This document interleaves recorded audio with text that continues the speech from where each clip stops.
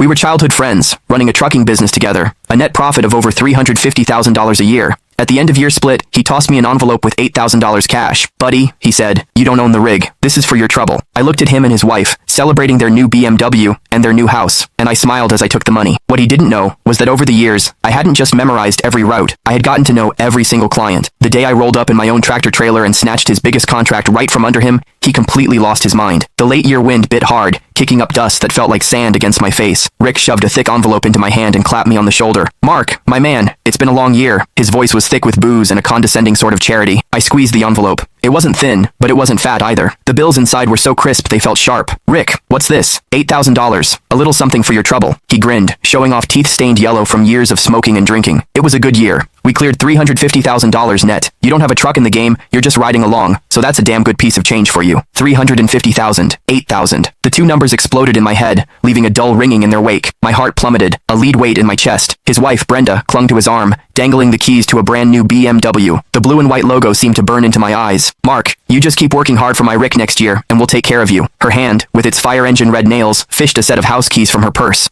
She tapped them against the floor plan of their new home. This one's 1,800 square feet. We close next week. You'll have to come to the housewarming. I watched the raw, unfiltered happiness and pride spilling off them. I felt like a ghost at their feast, a complete and utter joke. I forced the corners of my mouth into a smile that felt like cracking plaster. Thanks, Rick. Thanks, Brenda. I stuffed the $8,000 into my pocket. My hands were steady, but my fingernails were digging so deep into my palms, I thought I might draw blood. The dinner was at the nicest steakhouse in town. The private room was stuffy with heat, and the food on the table was arranged like art. I had zero appetite. My mind drifted back to the endless days and nights on the road. The summers, when the cab was a steam box with no AC, and I had to chug lukewarm water and pinch my own thigh just to stay awake. The winters, when we were snowed in on some godforsaken mountain pass, gnawing on frozen sandwiches for 2 straight days. I once drove for 3 days straight to make a rush delivery, my eyes so bloodshot the whole world seemed to shimmer and shake. And where was Rick during all of that? He was at home, tucked into his warm bed, AC blasting, making the occasional phone call to manage me remotely. Mark, keep an eye on that load. Can't have any issues. Mark, schmooze the guys at the dock. Get them to move faster. Mark, the client needs a little something extra. You know what to do. I was the one who had to know what to do. I was the one who had to keep an eye on things. I was the one changing tires in a blizzard and laying down planks in the mud, and he was the boss, reaping all the rewards, all because the title of that tractor trailer had his name on it. Here, Mark, have some lobster. You need to put some meat on your bones. You're all skin and bones from the road, Brenda said, dropping a piece into my bowl with the kind of pity you'd show a distant, poor relative. Yeah, trucking's a tough life, Rick chimed in, taking a sip of his whiskey, but that's what being a man is about. You gotta have something to strive for. His something to strive for was the BMW key fob in his hand, and the new house keys in his wife's. My something to strive for was the $8,000 in my pocket, my trouble money. I kept my head down, pushing rice around my bowl, saying nothing. Every grain felt like sand scratching my throat. Humiliation and rage churned in my gut. Click the link in my bio to get the full story for free.